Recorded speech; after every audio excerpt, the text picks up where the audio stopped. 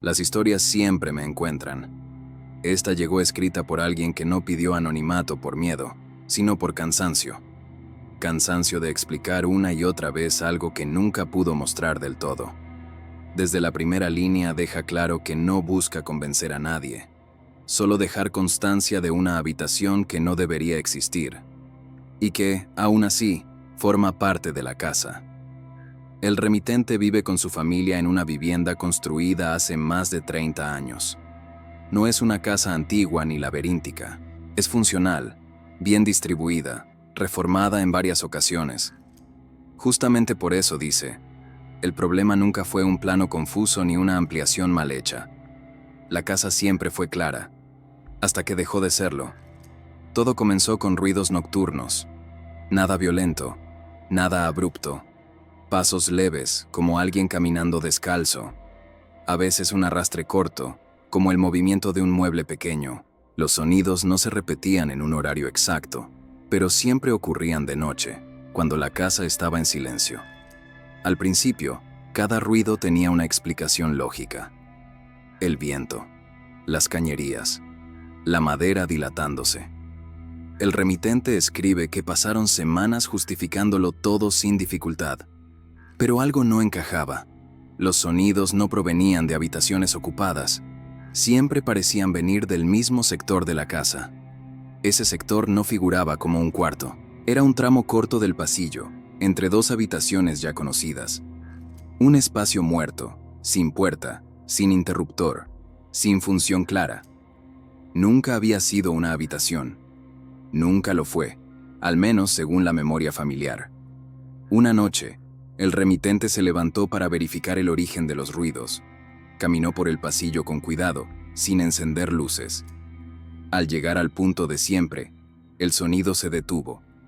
El silencio fue inmediato, casi anticipado, como si el movimiento supiera que estaba siendo observado. Al día siguiente revisaron los planos originales de la casa. No por sospecha, sino por curiosidad. El plano no mostraba nada fuera de lo común. Cada habitación estaba en su lugar. Cada pared, cada puerta. El espacio del pasillo aparecía como un simple corredor. Nada más. Sin embargo, los ruidos continuaron. No todas las noches, pero con suficiente frecuencia como para convertirse en una presencia mental constante. Los niños empezaron a mencionarlos. No con miedo, sino con naturalidad. Preguntaban quién caminaba de noche, a quién pertenecían esos pasos. Fue entonces cuando alguien dijo, casi en broma, que parecía venir de una habitación que no existía. La frase quedó flotando en el aire más tiempo del necesario, porque, al decirla en voz alta, algo pareció encajar. El remitente escribe que comenzaron a medir el pasillo. Literalmente. Tomaron una cinta métrica y compararon distancias. Algo no cuadraba. El tramo entre las dos habitaciones era ligeramente más largo de lo que debería ser según el plano. No mucho, apenas unos centímetros, pero suficientes para notarse. Pensaron en un error de construcción, en una reforma mal calculada, pero ninguna modificación anterior explicaba ese excedente. La casa no había cambiado de tamaño, y aún así, ese espacio parecía contener más de lo que mostraba. Una noche, los ruidos se volvieron más claros. No más fuertes, sino más definidos. Pasos que se detenían. Un golpe seco, como el cierre de una puerta que nadie veía. El remitente se quedó quieto en la cama, escuchando, con la sensación de que algo se estaba organizando en un lugar que no podía señalar. Al día siguiente, uno de los niños preguntó por qué nadie usaba la habitación del medio. Cuando le pidieron que explicara, señaló el pasillo. Dijo que ahí dormía alguien. No lo dijo con miedo. Lo dijo como una observación simple, casi aburrida. El remitente sintió un frío inmediato recorrerle la espalda. No por la frase en sí, sino por el tono. El niño no estaba inventando. No estaba jugando. Estaba describiendo algo que, para él, ya formaba parte de la casa. Esa noche, por primera vez, alguien decidió permanecer despierto. Se sentaron en silencio, con la luz apagada, mirando el pasillo. No esperaban ver nada, solo escuchar. Los ruidos comenzaron como siempre. Pasos leves, un desplazamiento corto, luego algo distinto, una pausa prolongada, como si alguien se hubiera detenido justo allí. El remitente escribe que, en ese instante, tuvo la certeza de que no estaban escuchando un eco del pasado, ni un error estructural. Estaban escuchando movimiento, actividad, vida contenida en un espacio que la casa no reconocía oficialmente. Fue entonces cuando decidieron nombrarlo. No como una broma, no como una exageración. Lo llamaron la habitación cero. No porque fuera la primera, sino porque no debería existir. El nombre cambió la forma en que la casa era percibida. El remitente escribe que, desde el momento en que comenzaron a llamarla la habitación cero, los ruidos dejaron de sentirse dispersos. Ya no parecían provenir de algún lugar del pasillo, sino de un punto definido, preciso, como si al nombrarlo hubieran fijado su posición. No hubo manifestaciones inmediatas, ningún aumento de ruido, ningún evento espectacular. Pero la atención de todos empezó a gravitar hacia ese tramo del corredor. Pasaban por allí más despacio, evitaban quedarse mucho tiempo, y, sin darse cuenta, comenzaron a rodearlo, como si fuera un mueble invisible. Decidieron observar con método, anotar horarios, registrar quién estaba en casa cuando los sonidos aparecían. No buscaban pruebas para mostrar a otros, sino una lógica interna que les devolviera cierta sensación de control. Los registros revelaron algo inquietante. Los ruidos no eran aleatorios. Siempre ocurrían cuando la casa estaba emocionalmente cargada. Discusiones recientes, días difíciles, noches en las que alguien se iba a dormir molesto o en silencio. Cuando todo estaba tranquilo, la habitación cero permanecía muda. El remitente confiesa que esa relación fue la más difícil de aceptar, porque implicaba que el espacio no reaccionaba a la estructura de la casa, sino a quienes la habitaban.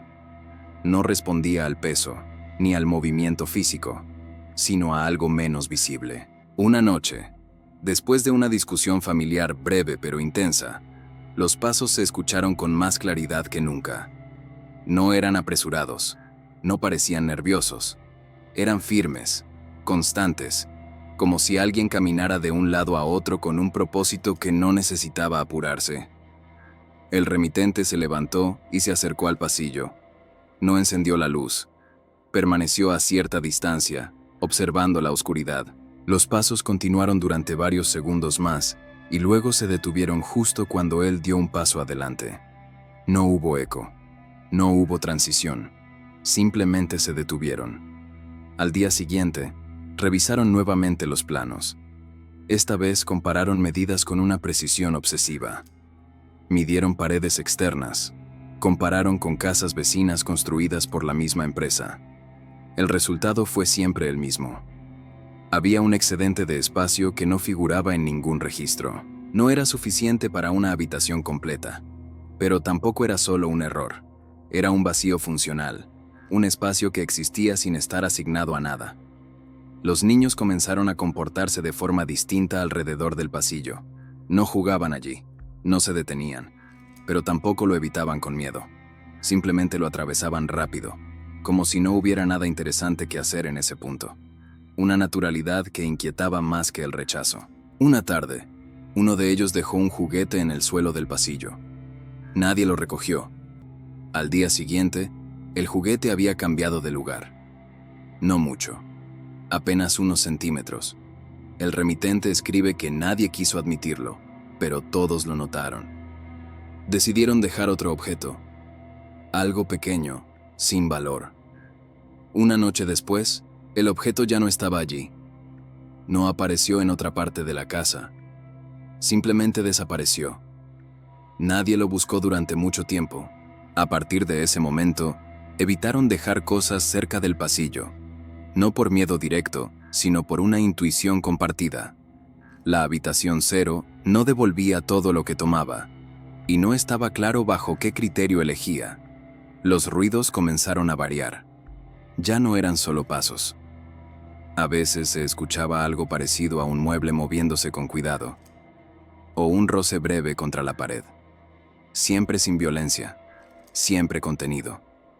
como si el espacio se reorganizara lentamente. El remitente escribe que empezó a sentir la habitación 0 como un punto de absorción. No de objetos, sino de tensiones. Las noches más pesadas eran seguidas por movimientos más prolongados. Las noches tranquilas, por silencio absoluto. Una madrugada, escucharon algo nuevo. No un sonido físico, sino una vibración sorda, casi imperceptible, como si el aire del pasillo se comprimiera durante unos segundos.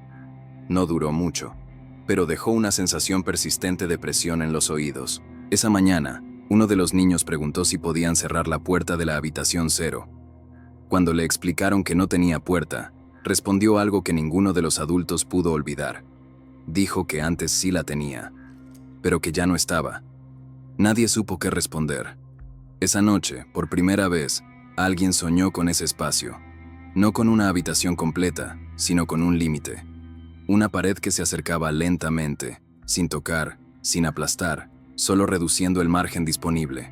El remitente escribe que despertó con la certeza de que la habitación 0 no era un lugar pasivo. No era un error arquitectónico ni una anomalía estructural. Era un espacio que reaccionaba. Y lo hacía de una manera inquietante, creciendo cuando la casa no sabía contener lo que ocurría dentro de ella. El remitente escribe que, después de aceptar que la habitación 0 reaccionaba a lo que ocurría dentro de la casa, dejaron de buscar explicaciones externas. Ya no midieron paredes ni revisaron planos. Entendieron que el problema no estaba en la construcción, sino en la convivencia. Y esa comprensión no trajo alivio, trajo responsabilidad.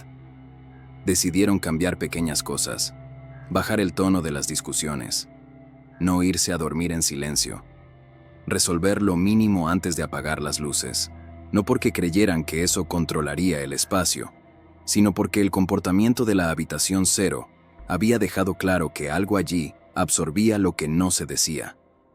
Durante algunos días, los ruidos disminuyeron. El pasillo volvió a parecer un simple lugar de paso.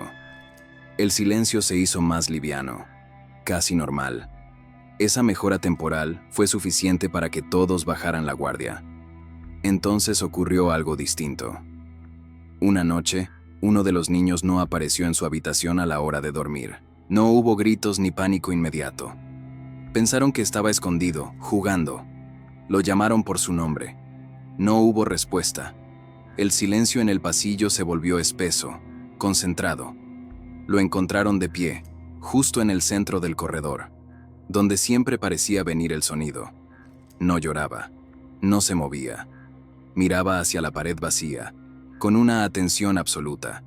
Cuando le preguntaron qué hacía, respondió con naturalidad que estaba esperando que terminara. Esa frase dejó a todos inmóviles. Le preguntaron qué cosa. El niño no supo explicarlo. Dijo que allí adentro siempre se movía algo cuando estaban enojados, y que esa noche estaba más apretado que nunca. Usó esa palabra, apretado, como si el espacio tuviera densidad. Esa noche, los ruidos regresaron con una claridad inquietante. No eran pasos, no eran roces. Eran desplazamientos lentos, continuos, como si algo pesado se acomodara dentro de un lugar demasiado pequeño. Nadie se acercó, nadie habló. Permanecieron despiertos, escuchando. Al amanecer, el silencio volvió de golpe. El pasillo parecía exactamente igual, pero algo había cambiado. El remitente escribe que todos sintieron que el espacio era ahora más corto, no físicamente medible, emocionalmente evidente, como si el margen invisible se hubiera reducido. A partir de ese día, establecieron una regla tácita: no dejar asuntos sin resolver, no acumular silencios largos, no permitir que la casa se cargara de cosas no dichas, no porque creyeran que la habitación 0 desaparecería, sino porque entendieron lo que ocurría cuando no lo hacían. Con el tiempo, los ruidos se volvieron esporádicos, más suaves, menos definidos, hasta que, una noche, dejaron de ocurrir por completo. El pasillo volvió a ser solo un pasillo. Los niños crecieron, la casa siguió su rutina, pero la habitación 0 nunca fue olvidada. El remitente escribe que, incluso ahora, en noches particularmente tensas, Alguien evita pasar por ese tramo del corredor sin saber exactamente por qué. No hay miedo consciente, solo una memoria corporal que no se apaga del todo. Nunca apareció una puerta, nunca se abrió un cuarto oculto, nunca hubo una revelación clara. Solo quedó la certeza de que la casa había tenido, durante un tiempo, un espacio destinado a contener lo que sus habitantes no supieron manejar, y que no todas las habitaciones se construyen con paredes. Al cerrar su relato, el remitente deja una reflexión breve, casi incómoda por su simpleza. A veces, una casa crea un lugar para lo que no decimos. Y cuando ese lugar se llena, empieza a hacerse notar. Gracias por quedarte hasta aquí. Si este relato te acompañó, deja tu like. Eso mantiene este espacio vivo y me permite seguir contando estas historias. Y si quieres escuchar los relatos que llegan mañana, suscríbete. Yo estaré aquí. Increíble, pero real.